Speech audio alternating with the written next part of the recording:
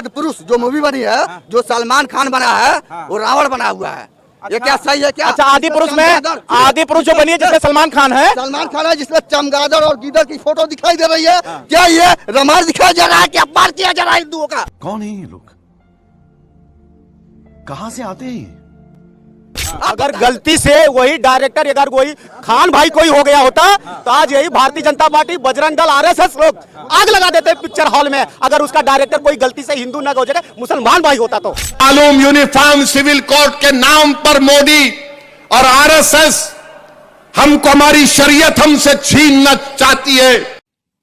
पहली तो ये कि भारत में गूगल्स का एआई रिसर्च सेंटर 100 से ज्यादा भारतीय भाषाओं पर काम करेगा।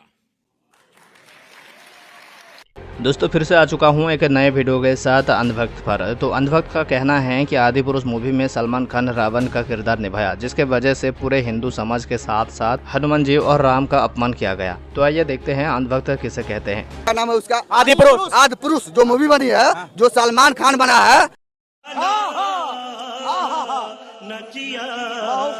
वो रावण बना हुआ है। ये क्या सही है क्या? अच्छा, आदि पुरुष में आदि पुरुष जो बनी है जिसमें सलमान खान है, जिसमें चमगादड़ और गीदड़ की फोटो दिखाई दे रही है। क्या ये रामायण दिखाया जा रहा है कि अपमान किया जा रहा है हिंदुओं का? आप बताएं हमसे। अरे वो तो रावण। देखा आपने लापरवाही का नतीजा है।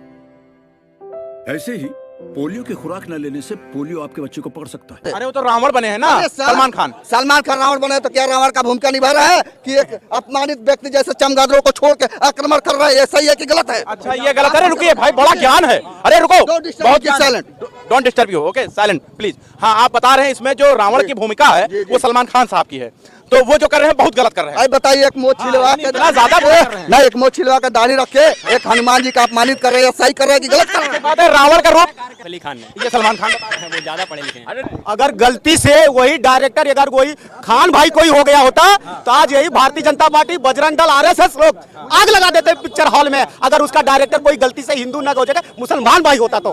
पहले पठान मूवी आई थी, उस पे दीपिका पादुकोण ने भगवा कलर की बिकिनी पहन के उन्होंने डांस कर लिया, तो उस पे इतना बवाल क्रिएट हुआ। आज ये मूवी दिखा के जो हमारे रामायण लिखी गई है उसका किसी तरीके से रूप है, तो क्या हमारे 80 करोड़ हिंदू भाइयों का अपमान नहीं हो रहा इसमें? हाँ, क्या करें? मैं आने से पहले वो सेंसर बोर्ड में बात नहीं कर रहा हूँ। मैं फिल्म के बारे में बात कर रहा हूँ। वो गलत है तो गलत है। आदि पुरुष गलत है, गलत है, और उसके बारे में जो सही कहेगा वो भी गलत है। ठीक है, किसी पर विरोध होना चाहिए नहीं? बिल्कुल होना चाहिए और उचित ढंग से होना चाहिए। अच्छा, जैसे अगर यही मूवी कोई मुस्लिम प्रोड्यूसर बना देता, कोई भी बनाता है इसका विरोध होता है। इसमें अगर कोई बनाता तो आग लगता नहीं थिएटर को? आग लगता है या पानी लगता है, इसका जो आपको क्या लगता? लगता है, बिल्कुल लगता। अगर कोई मुस्लिम प्रोड्यूसर होता तो आपको क्या लगता? अब तक तो भाई पूरा बवाल मचा था हिंदुस्तान में। अभी पूरा हिंदुस्तान में खाली एक, अभी एक शाहरुख खान के खाली एक भगवा कलर का वो थोड़ा से कलर आ गया था, सॉरी सर, कितना बवाल मचा था। एमपी से मध्य प्रदेश से लेके कैबिनेट मंत्री से लेके दिल्ली से लेकर सब विरोध कर दिए थे। और जितने कोई मूवी हॉल, एक खान जो है रावण के रूप में आ गया, रावण के रूप में आ गया। चलो वो तो अलग बात है। अगर इसका डायरेक्टर गलती से मुसलमान भाई होता तो आज भी बवाल होता। इसमें सुनिए, इस पे बहुत सेंसर वाली बात होना चाहिए, सोचने वाली। दो मुख्यमंत्री से मीटिंग भी हुई है। इसका जो डायरेक्टर, फिल्म गलत नहीं है, फिल्म गलत नहीं है, फिल्म गलत नहीं है। किस लिए गलत नहीं है? अगर गलत होती तो सेंसर बोर्ड उसे पास नहीं करता। सेंसर बोर्ड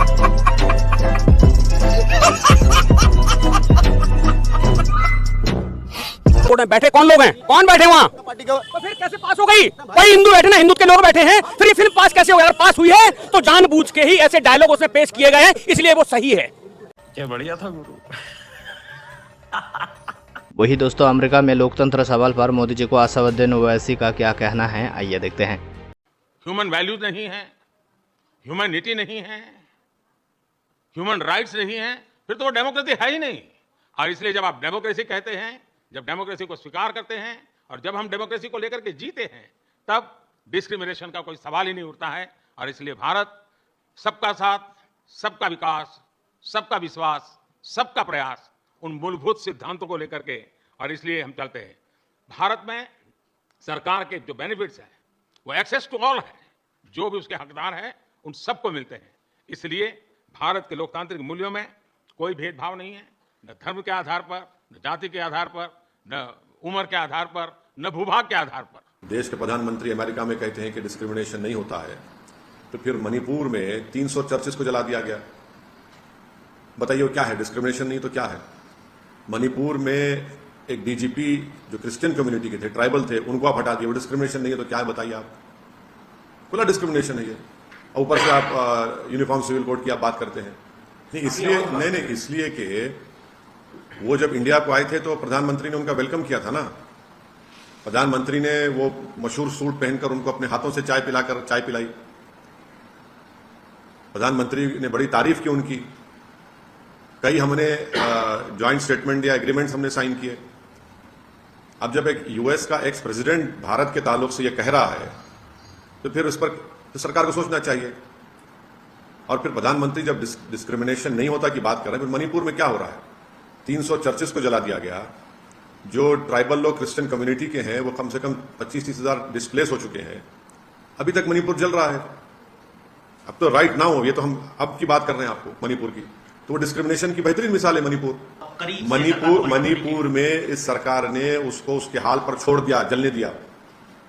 आपकी जिम्मेदारी है, सरकार की जिम्मेदारी है, केंद्र सरकार की, मोदी सरकार की जिम्मेदारी थी उसको उस वायलेंस को रोके, वहां के ट्राइबल लोगों को आश्वासन दे कि भाई ऐसा कुछ नहीं होने वाला है आपसे।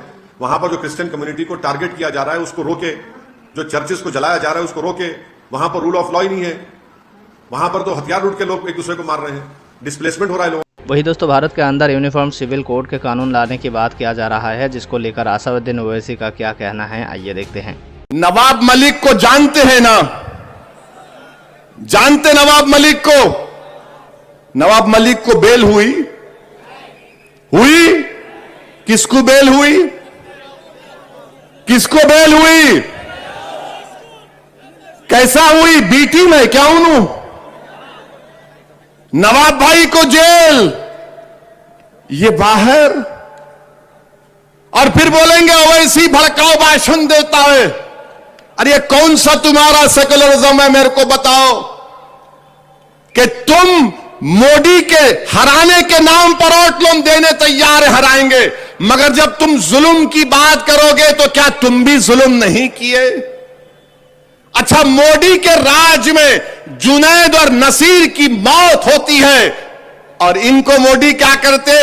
ईडी सीबीआई दिखाते, इनको डराते और हमको मौत मिल रही है। और जब हमारी लाशें आती हैं तो लोग कभी घर को भी नहीं जाते, ना पूछते हैं कि क्यों, क्या वजह है, उन यतीमों के सर पर हाथ नहीं रखते। मेरे अजीज दोस्तों और बुजुर्गों, ये सेकुलरिज्म है जिसके खिलाफ मंजलिस थी और है और रहेगी। औरंगाबाद का नाम बदल दिया गया तो क्या शरद पवार ने तायीद नहीं की? औरंगाबाद का नाम बदल दिया गया, कांग्रेस ने तायीद की। किसने बोला औरंगाबाद के नाम के खिलाफ? मंजलिस ने बोला। आप बताइए, शरद पवार कुछ नहीं बोलेंगे? क्या आपको मालूम यूनिफॉर्म सिविल कोड के नाम पर मोदी और आरएसएस हमको, हमारी शरीयत हमसे छीनना चाहती है? इस पर बोलो, कोई नहीं बोलते। एक ही बात बोलेंगे, पहले हराओ मोदी को। अरे तुम बोलो तो सही, मेरे वजूद का इकरार तो करो।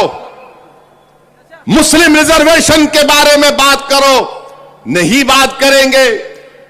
क्या यह बात सच नहीं है कि महाराष्ट्र में मुसलमानों को रिजर्वेशन मिलना चाहिए, उन 100 बिरादरों को? दोस्तों, पीएम मोदी इस वक्त अमेरिका में हैं और वहां पर जाके मोदी सरकार अपना स्पीच में कहा कि भारत में भाषाओं की दिक्कतों को दूर करने के लिए गूगल एआई का इस्तेमाल जोरों शोरों से चल रहा है। इससे उन सब बच्चे को पढ़ने में आसान होगी जिनकी मातृभाषा अंग्रेजी नहीं है।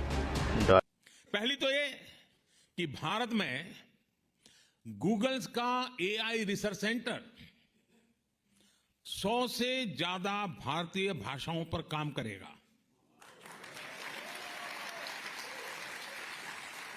इससे भारत में ऐसे बच्चों को पढ़ने में, काम करने में आसानी होगी जिनकी मातृभाषा अंग्रेजी नहीं है।